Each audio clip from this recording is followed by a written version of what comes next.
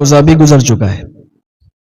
اللہ پاک کی بارگاہ میں دعا ہے اللہ پاک ہم سب کو سارے روزے رکھنے کی توفیق عطا فرمائے.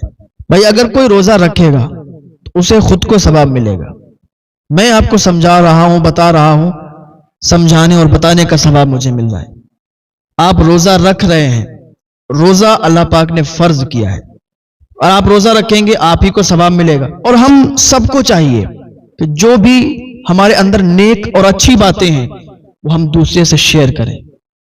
ہم بیکار باتیں، خراب باتیں دوسروں کو شیئر کرتے ہیں، دوسروں کو بتاتے ہیں، جو صرف تفریح ہوتی ہے، جو صرف مزے کے لیے کرتے ہیں.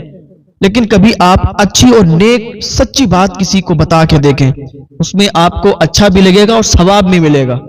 اللہ پاک ہم سب کو ہدایت کی توفیق عطا فرمائے. اللہ والوں کا پاور کوئی نہیں سمجھ سکتا. اللہ والوں کا پاور بہت ہوا کرتا ہے. حضرت موسیٰ کلیم اللہ کا زمانہ تھا. حضرت موسیٰ علیہ السلام کے زمانے میں قحط سالی پڑ گئی.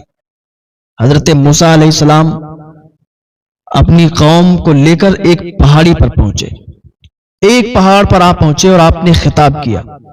آپ نے لوگوں سے فرمایا کہ آپ میں سے جو بھی نیک لوگ ہیں وہ یہاں رکیں، جو بھی گناہگار لوگ ہیں وہ یہاں سے چلے جائیں.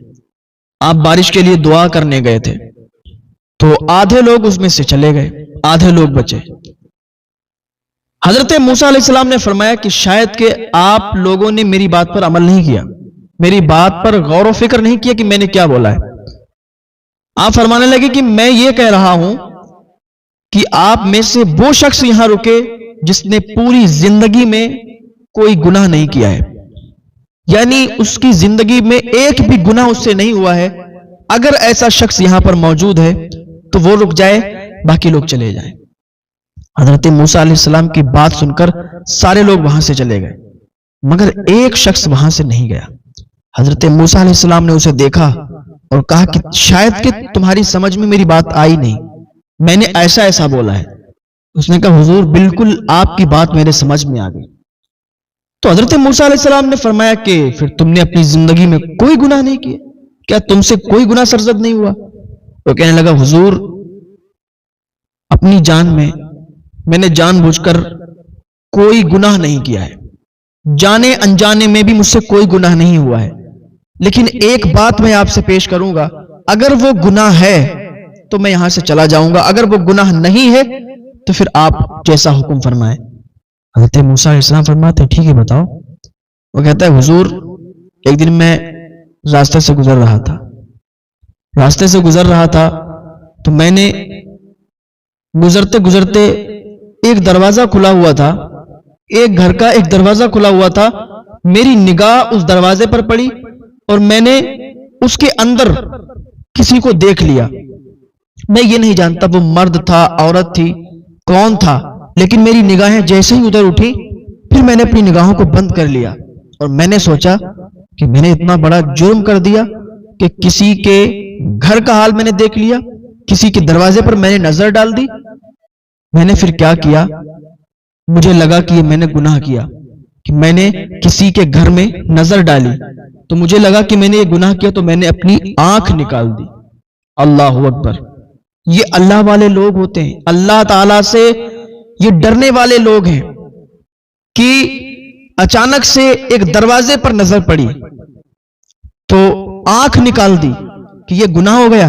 آج ہمارا حال دیکھیں، ہمارے معاشرے کا حال دیکھیں، اکثر جگہ ایسا دیکھا گیا ہے بغیر اجازت گھر کے اندر جا رہے ہیں، کسی سے اجازت نہیں لی، گھر کے اندر جا رہے ہیں، گھسے چلے جا رہے ہیں، وہاں اجازت کی کوئی ضرورت نہیں پڑ رہی.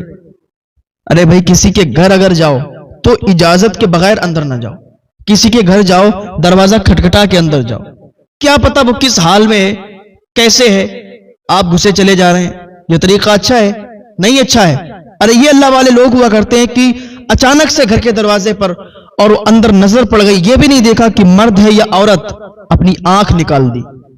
حضرت موسیٰ علیہ السلام فرماتے ہیں ارے اچانک سے نظر پڑی اور یہ بھی نہیں دیکھا کہ مرد ہے یا عورت، پھر بھی آنکھ نکال دی، تو اس کا مطلب کہ تم نے اپنی زندگی میں کوئی گناہ نہیں کیے. تم ہی بارش کے لیے دعا کرو، تم ہی بارش کی دعا کرو، اللہ تعالیٰ تمہارے صدقے سے، تمہاری دعا کے صدقے سے بارش عطا فرما دے. اس شخص نے ہاتھ اٹھا دیے، اللہ پاک کی بارگاہ میں عریضہ پیش کر دیا، اے پروردگار، اے اللہ، تو میرے ان اٹھے ہوئے ہاتھوں کی لاج کر لے، تو میرے ان اٹھے ہوئے ہاتھوں کی لاج رکھ لے۔ تیری رحمت میں کوئی کمی نہیں ہے، تیری عطا میں کوئی کمی نہیں ہے۔ اگر تو کچھ عطا کرے گا تو تیرے خزانوں میں کمی نہیں ہوگی۔ اے پروردگار، تو باران رحمت نازل فرما دے۔ قحط سالی پڑی ہوئی ہے، تو بارش عطا فرما دے، تو بارش نازل فرما دے۔ ابھی اس کی دعا ختم بھی نہیں ہوئی تھی، اللہ پاک نے بارش نازل فرما دی اور پانی برسنے لگا، قحط سالی دور ہو گئی۔ تو یہ اللہ کے نیک